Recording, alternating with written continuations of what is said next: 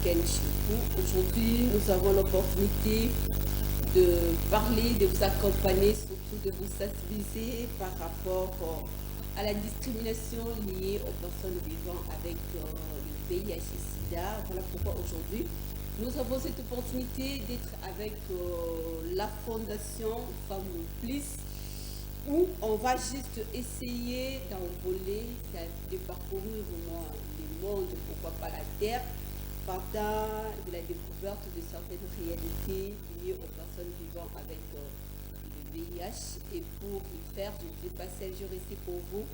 Madame Bijou Boko, qui est juste l'assistante sociale de l'ONG Fondation Femmes. C'est avec elle que on va juste partager ce beau moment avec vous, chez vous, comme d'habitude. Madame Bijou, bonjour et bienvenue à cette émission. Bonjour, Madame Imani. Merci beaucoup. Voilà, essayez un peu d'osser la voix pour que ceux qui sont à la maison puissent mieux vous saisir. Que faut-il retenir d'abord? J'ouvre cette émission avec l'histoire, la jeunesse de la Fondation Femmes Plus. Pourquoi Femmes Plus en République démocratique du Congo? Merci beaucoup, Madame Imani, de m'avoir accordé la parole.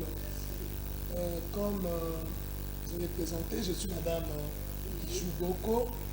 Je suis assistante sociale et aussi je suis membre de l'Assemblée générale des Femmes Plus. Je pourrais donner un bref aperçu de Femmes Plus.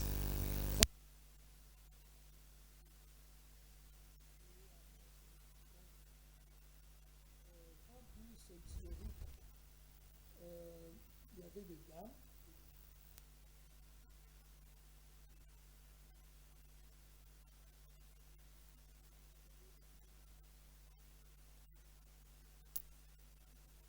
Cette dame travaillait dans une ONG de la place à l'époque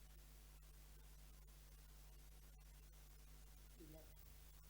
Et la dame en question, tout en étant femme, les dames amenaient les enfants. Et c'est par là que cette dame avait dit plutôt à l'époque, comment est-ce qu'on peut seulement prendre en charge les enfants et leurs parents? Si ces enfants sont VIH positifs, on suppose que derrière ces enfants, il y a leurs parents. C'est par là que cette dame, cette maman, Bernadette, que je la salue en passant, a eu cette initiative de penser, d'appeler aussi d'autres personnes pour se mettre sur table et pour créer une ONG, comme nous venons de dire, Fondation Femmes Plus. C'est comme ça qu'elle avait appelé. Il y a Maman Jamba, il y a Madame Thérèse, qui est aujourd'hui la directrice nationale. Et Madame Bernadette en question est actuellement la présidente du conseil d'administration. Et c'est par là que la Fondation Femmes Plus est née. Elles ont commencé ici à Kinshasa. Après, ils sont allés dans des provinces, parce qu'on a des représentations dans d'autres provinces, ne sont pas seulement à Kinshasa. Donc c'est un peu ça. Et par rapport aux activités, elles avaient opté pour faire d'abord, c'était le suivi des personnes avec le VIH. C'est vraiment l'activité clé que Fondation Femmes Plus fait. Et suite aux problèmes, aux multiples problèmes, vers l'intérieur, on a encore épinglé les cibles des survivants de violences sexuelles. On les suit aussi. En évoluant, nous avons vu qu'avec le VIH, on ne pouvait pas parler du VIH sans pour autant écarter la tuberculose. Nous sommes aussi dans la tuberculose. Nous suivons la tuberculose parce que nous savons tous que la tuberculose, c'est vraiment une porte d'entrée, c'est une maladie, c'est une infection opportuniste que les personnes avec le VIH présentaient.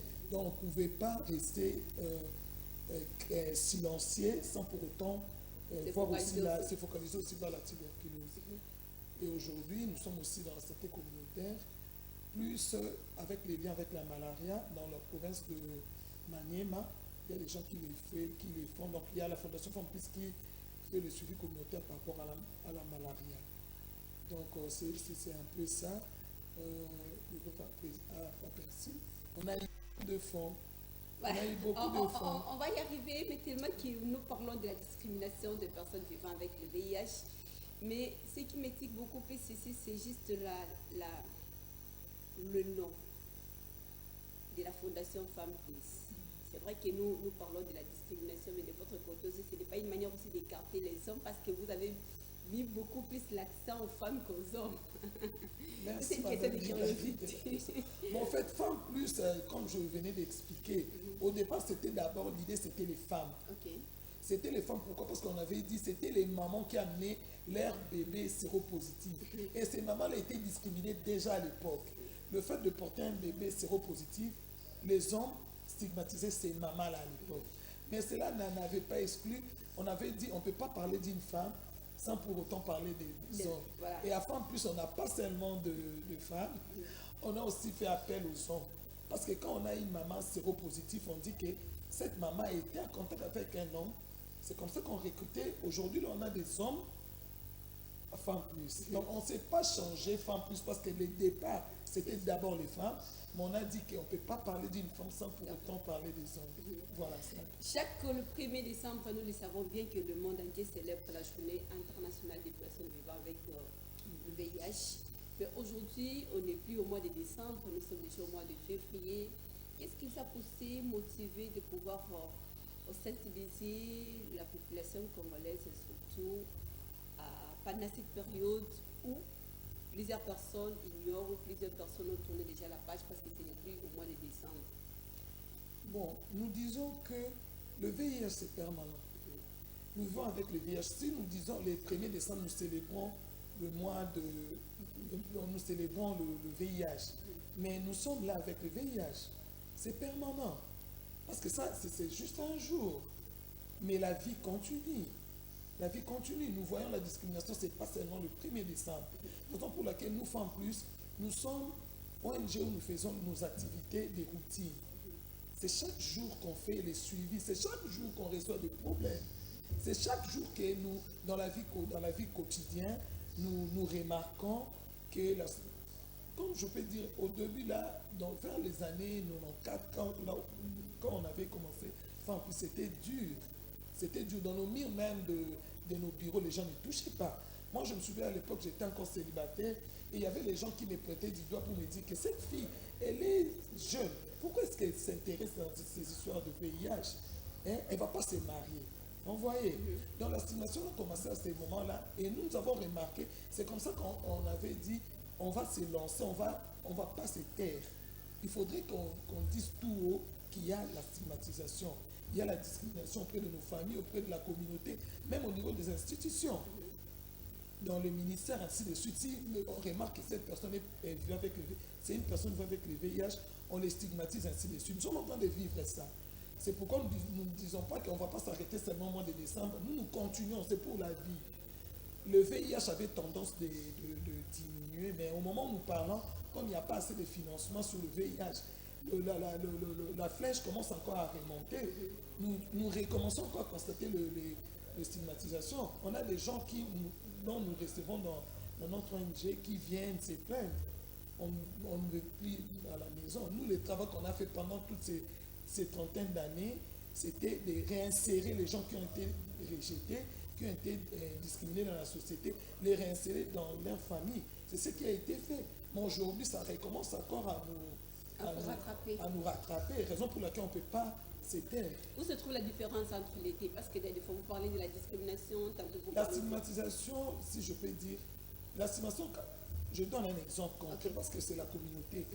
Par exemple, si une personne est porteur du virus et les gens lui montrent de signes, cette personne-là, ça, on est en train de stigmatiser, on est en train de les regarder, on est en train de lui montrer, de faire des choses parce qu'elle est personne vivant avec le VIH.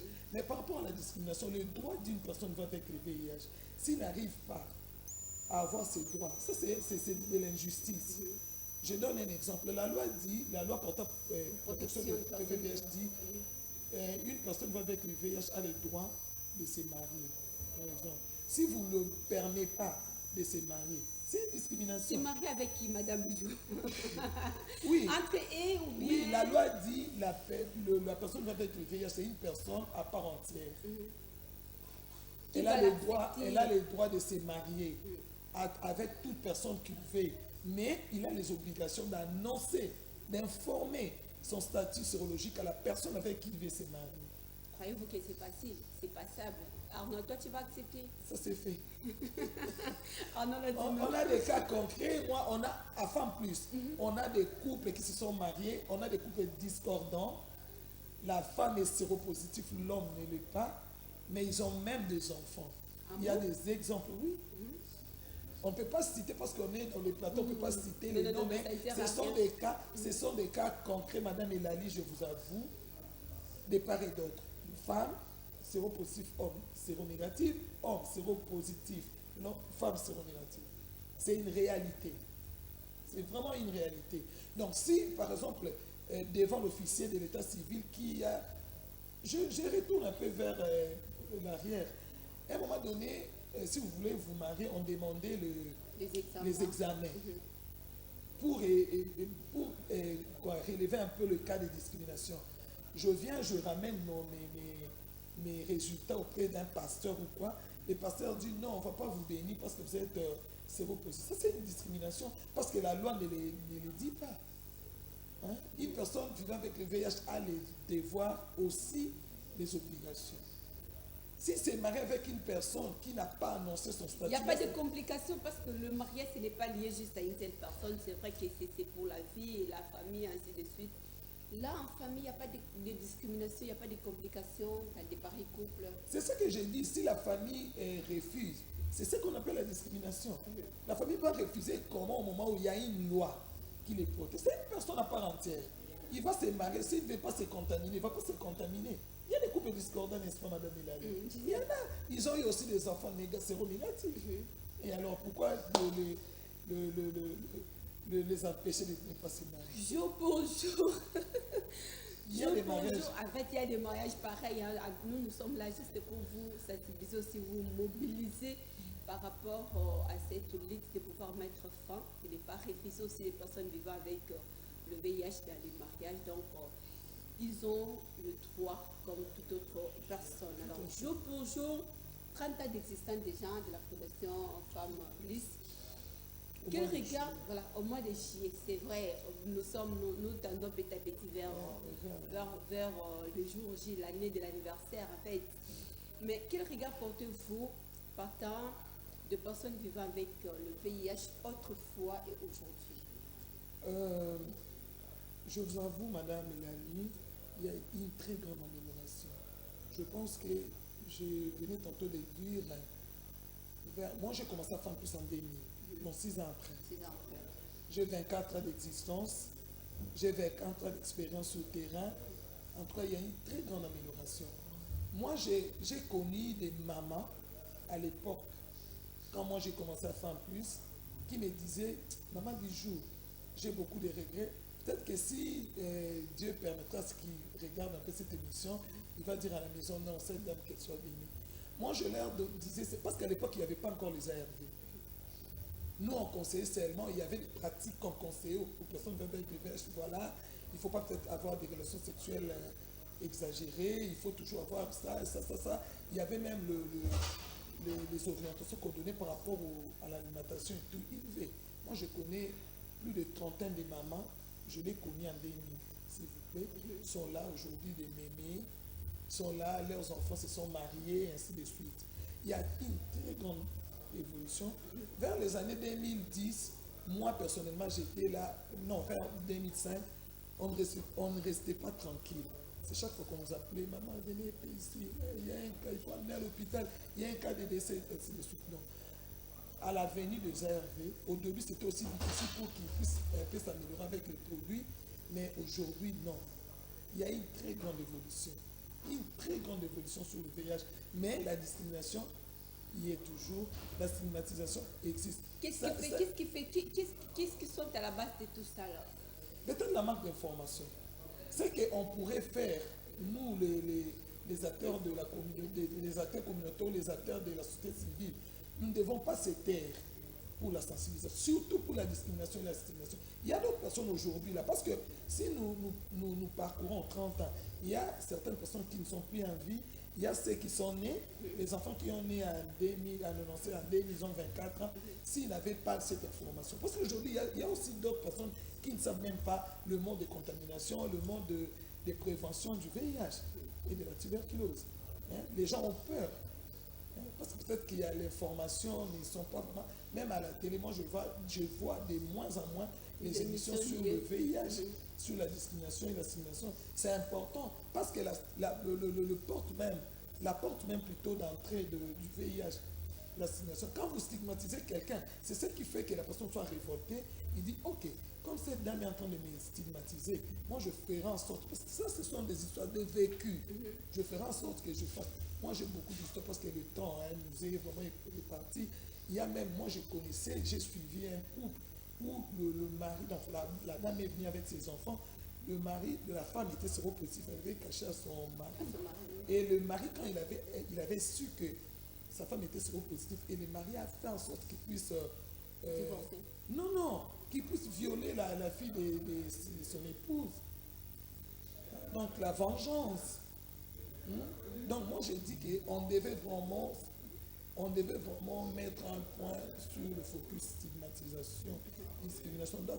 On doit faire attention à cela, parce que si on ne fait pas attention à cela, le VIH, bien qu'on dit non, d'ici 2025 ça va aller, non, moi, à mon humble avis, je pense qu'on doit vraiment faire attention à ça, on doit vraiment tirer nos intelligences sur ça, sur la stigmatisation. Bien que les gens disent qu'aujourd'hui, là j'avais lu un document de l'OMS, on a dit d'ici 2025, la stigmatisation a un taux de 10%.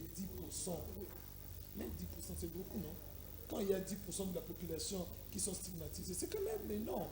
Et ces gens-là qui sont stigmatisés, ce sont ces gens qui pourraient faire en sorte que le VIH puisse toujours continuer. Là, c'est dans le milieu social. Alors, parlons dans le milieu sanitaire, parce que de votre côté, ça dévoue cette discrimination ou bien il y a l'amélioration? Bon, dans les milieux sanitaires, il y a l'amélioration parce qu'il y a vraiment il y a les suivis. Ils savent que si on remarque, c'est parce qu'on publie aussi. On publie les dysfonctionnements en fait. Mais les camps médicaux stigmatisent les personnes avec le VIH de moins en moins. En tout cas, le pourcentage est faible. Je ne peux pas dire que c'est ok. Le pourcentage est peut-être dans nos milieux où nous observons, mais le Congo n'est pas seulement Kinshasa. Dans le milieu rural, on ne sait pas ce qui se passe là-bas. Donc, alors parlons, là de toute façon, je vais profiter aussi de votre énoncé parce que là nous sommes à Kinshasa. Mais parlons de la discrimination dans les milieux ruraux, comme vous venez juste de l'évoquer. Ça se passe comment?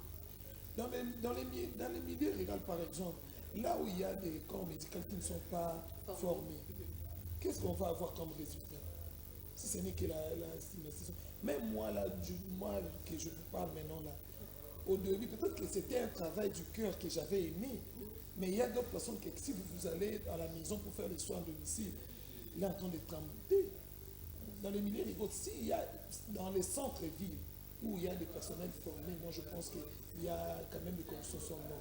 Mais dans les arrières, là, le milieu reculé, là, je n'ai pas vraiment assez d'informations par rapport à cela, mais je me dis si à Kinshasa quand même l'affaire persiste, parce qu'à Kinshasa, il y a dans d'autres formations, dans les coins de la ville, d'autres ne sont pas formés. Si la personne n'est pas formée, il y a déjà un problème. Croyez-vous avec l'allure où font les choses, avec la sensibilisation, la détermination de la Fondation aux femmes plus liées à la discrimination des personnes vivant avec le VIH, que tout va s'améliorer, que tout ira bien? Si on était aussi dans une église, nous avons cette capacité de dire Amen après la sensibilisation, ainsi de suite. Bon, moi, je dirais à 80% oui, parce que ça, c'est notre travail. Le quotidien, on le fait, nous sommes formés. Moi, je suis formé, je bénéficiais de moins de plusieurs formations ici au pays, en dehors du pays. Il y a nos jeunes gens qui viennent après nous, donc la formation est vraiment de routine. On fait de temps en temps les recyclages. Donc, si on a des moyens, parce que ceux qui nous font défaut, ce sont des moyens. Si on a des moyens financiers, la capacité y est. Donc, nous sommes vraiment outillés, nous sommes formés en ça, on pouvait bien les faire.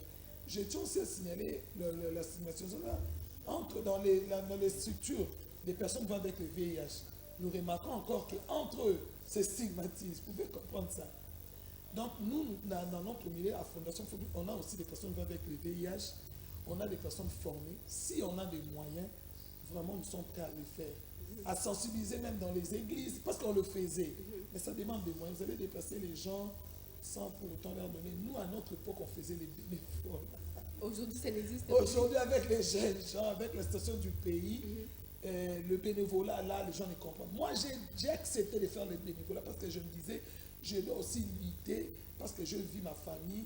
Dans ma famille, il y avait vraiment un problème. C'est comme ça que j'avais accepté. Il y a d'autres personnes aussi, enfin plus, qui ont accepté. Avec la jeunesse aujourd'hui, donc il faudrait qu'on ait un peu de moyens financiers pour le faire. Mais sinon, nous sommes prêts à faire. Voilà, il y a ceux-là qui nous suivent à la maison. J'ai reçu quand même quelques messages où je vais trier, Madame Bichou. Il y a la première question qu'on vous pose de savoir comment la société devrait traiter les personnes vivant avec le VIH. Merci pour la question. Moi, je pense que les personnes vivant avec le VIH sont des personnes comme toute autre personne. Ils ont les droits, ils ont les devoirs. On doit les traiter comme on traite tout le monde.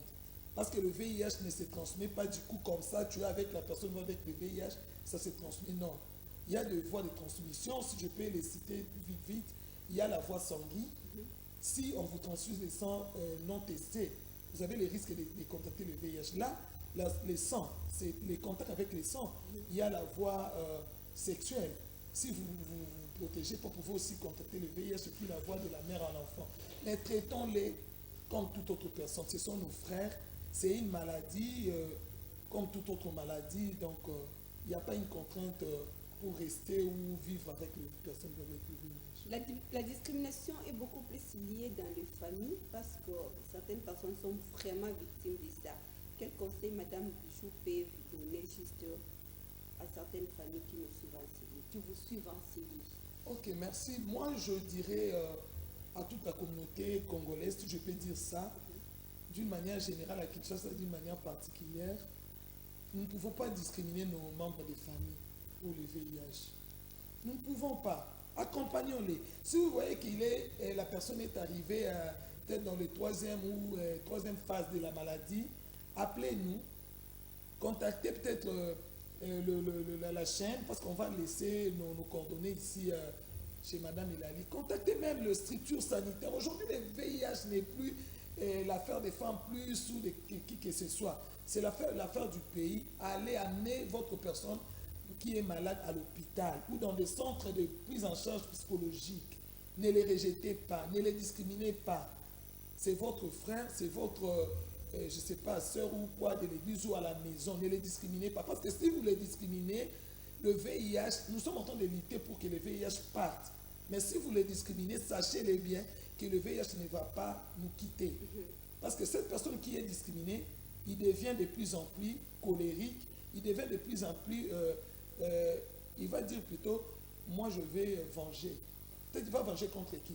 Vous utilisez des histoires à la maison, peut-être qu'il va utiliser un objet tranchant que vous utilisez pour que vous soyez aussi contaminé comme eux. Évitez cela. Aimons nos personnes qui sont porteurs du virus. C'est une personne, c'est une maladie. D'ailleurs, c'est une maladie, ce n'est pas une maladie, c'est un virus. N'acceptons pas que cette personne soit dans un état de dégradation de la santé. Non. Si la personne a le VIH, amenez-la à l'hôpital qui prenne le produit. C'est gratuit.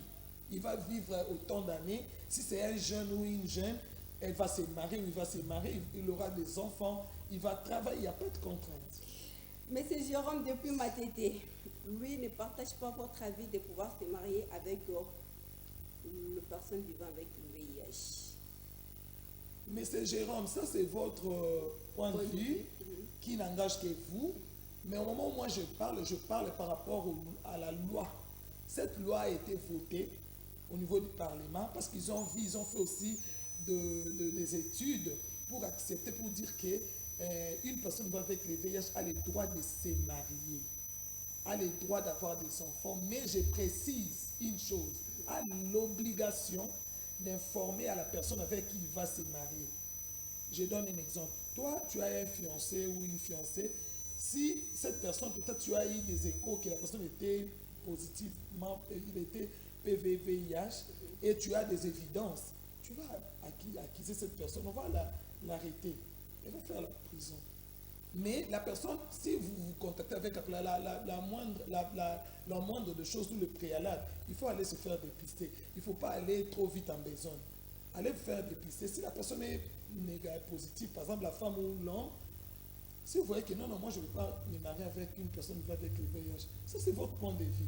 Mais c'est Jérôme, je vous avoue qu'il y a ces couples qui vivent heureux, ils sont là avec leurs enfants, ils travaillent dans des structures aussi bien, ils sont vraiment bien. Donc, c'est pas moi, c'est la loi. Donc, dans ces côtés-là, de toute façon, madame, je vais quand même vous retenir pour quelques secondes. La communication, l'harmonie, l'amour, tout passe bien. Pour les couples séropositifs. Oui. Ils vivent comme tout autre. Maintenant, au début, en fait, je ne sais pas, je suis aussi comme... Bon, si je peux donner un exemple concret. J'avais une fille que j'encadrais vers les années 2002. Ça, c'est vraiment une réalité. Les couples existent. Okay. Ils ont 2 fois de jumeaux. Donc, ils ont 4 enfants. Wow. La fille était elle était le nôtre. On la suivait, elle a suivi la formation de couper couture chez nous. En cours de route, elle était jolie, elle prenait ses produits. En cours de route, elle s'est rencontrée avec un garçon. Et les garçons commençaient à la faire la cour. Et après, la fille lui a dit, non, moi je suis séropositif. Comme ça. Les garçons, non, tu mens parce que tu ne veux pas que je continue à te faire la cour. Et la fille est revenue vers moi pour me dire que non, maman Bijou, regardez un peu ainsi de suite. Elle dit, il faut insister, comme il est en train d'insister, il faut insister aussi que le monsieur vienne chez nous. Et puis après 2 mois, le monsieur est venu. Il est venu, je lui ai dit non, la fille est vraiment réellement séropositive, et elle est suivie ici chez nous, ainsi de suite. Et puis le médecin a dit, moi je dis, si tu acceptes de faire le test, le VIH, on commence d'abord par là, parce qu'il avait dit, non, moi je ne suis pas convaincu, c'est comme si vous êtes convenu pour me faire et ça et tout. On a fait les tests pour les garçons. À l'époque, c'était quand tu fais les tests, il faut revenir 10 jours après. Quand on a fait les tests, les garçons est parti pour de bon. Un mois après, les résultats étaient négatifs. Les garçons ne se faisaient plus voir. Or, les garçons, rentrant chez eux, il est allé s'auto-stigmatiser pour rien. Il se disait, non, comme j'étais souvent avec la fille, on s'est promené, c'est que moi aussi je suis... Et moi, je fais le suivi pour aller voir les garçons. Je l'ai vu, mais venez et tout. Je lui ai annoncé que tu es négatif. On a montré les résultats provenant du PNLS. Et les garçons ont dit, maman, je vous avoue, je vais marier cette fille. Et moi, je me suis dit, est-ce qu'ils se sont déjà connus? Oui. Pendant la cour, une fois, il a eu peur. Moi, j'ai commencé à lui prodiguer des conseils, et ainsi de suite. Au début, c'était un peu, bien qu'il avait accepté, c'était un peu par après. Le garçon a recommencé les tests, c'était toujours négatif. En le suivant, on a suivi la dame, elle était tombée enceinte, elle a eu des jumeaux. Après, 2e grossesse, elle a eu des jumelles. Après, un garçon. Le garçon est revenu pour faire les tests, il était toujours négatif. Même les enfants. Négatif. Le premier jumeau, je crois ils ont maintenant, il doit avoir 12 ans ou 13 ans. Ils sont là en vie, ils vivent à Kinshasa, à Maki. Par quelle magie, par quel mécanisme de toute façon, l'une est au moins atteinte, l'autre... Oui. Je ne sais pas comment. Il y a des couples discordantes. Il y a certaines personnes là, vraiment, je laisse cet aspect au médical. Peut-être qu'un jour, voilà, vous allez recevoir un médecin, il va vous expliquer à l'heure et à l'âge. Mais de par les explications qu'on a eues lors des formations, il y a des personnes qui naissent comme ça, sans pour autant avoir on appelle ça les co-récepteurs CD4. Parce qu'on a un co-récepteur qui accepte, qui capte le virus. Il y a d'autres personnes qui naissent comme ça sans avoir ces co-récepteurs. Donc peut-être c'est par rapport à cela qu'ils sont épargnés. Voilà, quelques tierces de minutes qui nous restent de toute façon. Il y a Madame Marie-Ange qui nous a écrit depuis Matete. Si on peut expliquer ça mieux aussi à Lingala, de toute façon, je partage cet avis avec vous. Donc, permettez-nous, bien que l'émission soit beaucoup plus et beaucoup plus en français, mais on va faire de nos mieux pour que la majorité aussi de la population soit à mesure de capter le message, surtout de mieux comprendre au moins de quoi s'agit-il exactement. Donc, nous parlons de la discrimination liée aux personnes vivant avec handicap. Madame Bijou, je vais vous demander de passer de votre côté de pouvoir beaucoup plus lancer des messages sensibilisés, faire appel par rapport à ceux-là qui nous suivent, surtout à Madame Marie-Ange qui nous suit depuis Maltété. Alingala, oui, oui, Alingala. Merci beaucoup, Madame Marie-Ange. Tozali ba Congolais, tozali ba Quinois. Par rapport à la discrimination de nos lobbies, parce que le thème c'était par rapport au Yabato, Bazali, qu'on vivre na Bokakatento, Bokono ya Sida. Tozolo ba discrimination, excusez-moi, la discrimination. Donc, discrimination, Zali, copine la moto, Azali, na Bokono ya Sida, o esengeli na ye.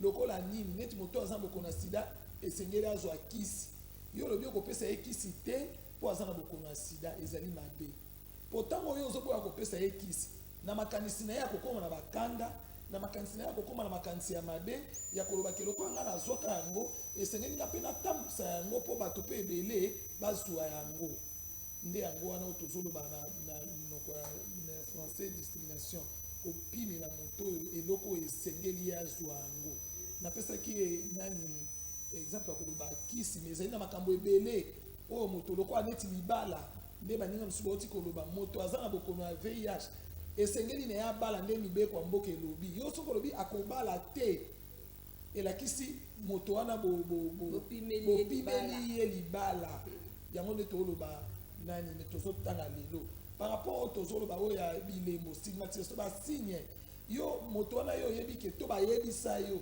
ke moto wana azalaka na bokono ya VIH yo okomi moto wana aleka boye olakisi mosaki moto wana aleka boye otyeli monoko moto wana aleka boye osali boye eloko wana moto wana asala boye mpona nini ozosala ye bongo mpona bokono ya VIH eza malamu te po soki ozosala bongo moto wana kanda ekomata ye makasi ntango kanda ye mate makasi olobake te mama Bijou na lokola asalaka nga boye na nzela na ye mpo bokono ya VIH ekolekaka na nzela ya bosanga nzoto te ekolekaka na nzela ebele akoloba na nzela to akoki kotinda bato komona mboka lelo mokili nde ekoyi mabe akotinda ata moto na nzela na yo mpona kaka yo mpo okóma na makambo oyo azali na yango esengeli na biso lokola bana mboka tozala na bokebi soki okuta na ndeko VIH eza ele maladi ya soni te ebomaka mpe lisusu te tolinga bandeko na Maman Bijou, tous un message oyo. À l'époque, c'était facile à reconnaître les symptômes, peut être indice, il y a une maladie à VIH.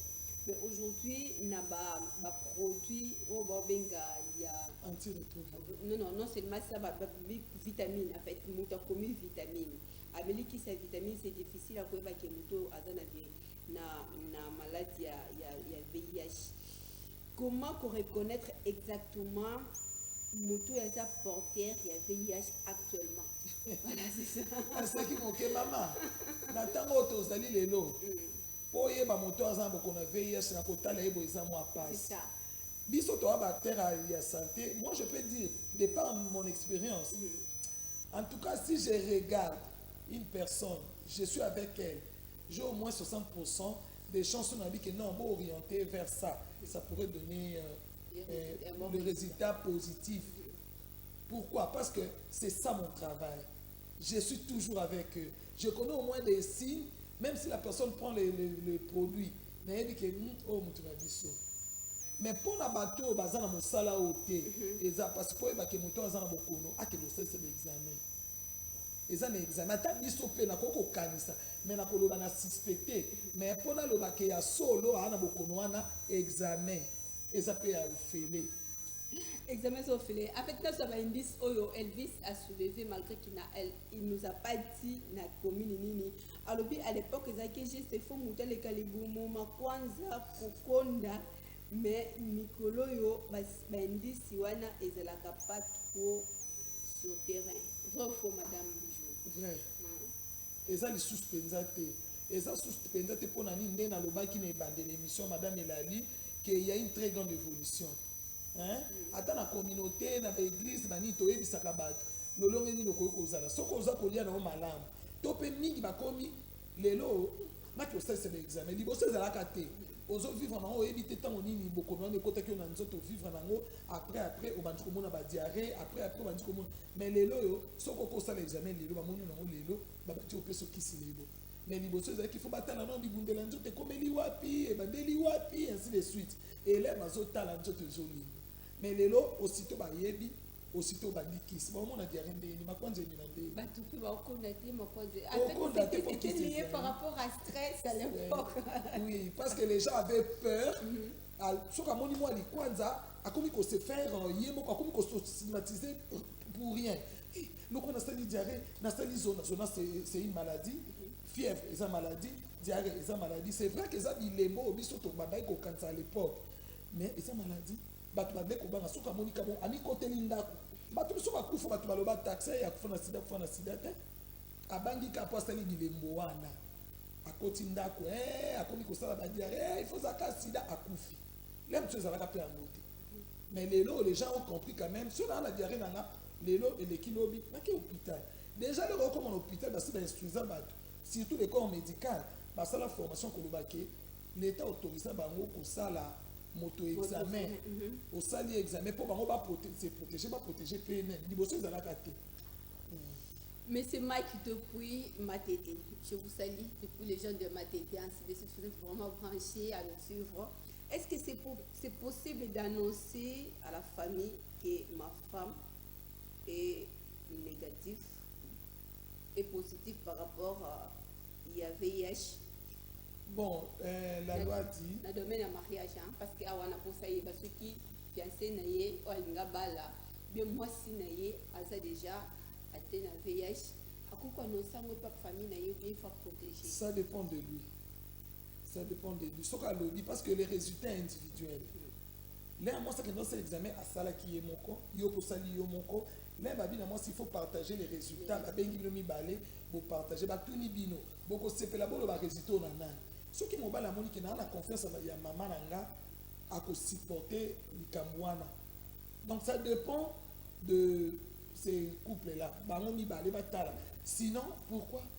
Maman bisto qui a une expérience na bino, donc qui a une expérience na bino comme étant assistante sociale, il y a ONG, fondation, femme Bliss. Nandengu au vendi na ba marié ainsi de suite, collaboration. Belle famille, soit apport ya famille. Bayamba message facilement, Mike a une raison autour na bayamba. Bon matin, non, je ne veux pas de mon fils, je ne veux pas de ma fille. Bah c'est mieux qu'on a payé pas ba télémi au monde que tout côté na kati libala. Madame Elali, ce qui est vrai, j'avoue, et ça facilité. Nous sommes des Africains. Ceux qui sont dans le couple, moi j'ai déjà reçu un cas aussi, mon neveu, pareil. Le couple séropositif. Mon neveu a aimé une fille que moi je suivais. Mais comme la loi me contraint, je n'étais pas obligé de dire à mon neveu directement. J'ai constaté seulement que si on a commis ensemble et tout, mais ngai moko, tantine naye, tout en étant assistant social, et c'est facile taux de vie. Mais finalement, on a accepté, c'est une réalité, parce que moi je connais que VH, ils ont des enfants. Mais pour d'autres, je disais que ce n'est pas facile. Pour d'autres personnes. Ça, c'est vrai. Mais il faut voir aussi les contextes, les deux personnes, est-ce qu'il y a un environnement, mais bon. Il y a du vin. Il y a du vin. Question Souka, toujours ça, papa Etienne, papa Peter Mixnel, que nous sommes déjà arrivés à la fin de cette émission. Tout ça, question Souka, il y a du vin. Alors, puis, cette maladie, moi, vous êtes contagieuse, mais comment expliquer que deux personnes qui vivent ensemble, la maladie en côté, sauf si la protection en go et zani, maman, je peux savoir ce que les nerfs. Oui, mais c'est un cas de l'obaki, tout le monde, maman, tout le monde qui n'a pas qui. Question, Anna, nous connaissons maman Lali à Koyamba Minganga. Bakopesa ngo en détail parce que le temps aussi tout comme na souka émission na kokai pe parce qu'on a été formé ensemble na expliquer qui ezana batumsu de par sa nature à cause du virus ou anati. Scientifiquement, il faut expliquer à long et à large tout les soumis. Voilà, on va inviter le docteur Francis de quoi bien prochainement parce qu'avec il va vraiment entrer en détail dans le sens où on a mais c'est une réalité. Un message d'interpellation, un conseil, un message de sensibilisation aux parents, aux jeunes sœurs, jeunes filles, femmes, ainsi qu'à la communauté congolaise et pourquoi pas aux autorités compétentes de la République démocratique du Congo, Maman Bijou. Message, votre message après. Le message c'est que arrêtons la discrimination et la stigmatisation dans notre communauté parce que cela pourrait susciter beaucoup de choses et cela pourrait encore augmenter le taux du VIH. Et aux parents, il faut sensibiliser les enfants d'éviter d'avoir des relations sexuelles avant le mariage. Pour ceux qui sont déjà dans les mariages, de temps en temps, il faut aller se faire dépister.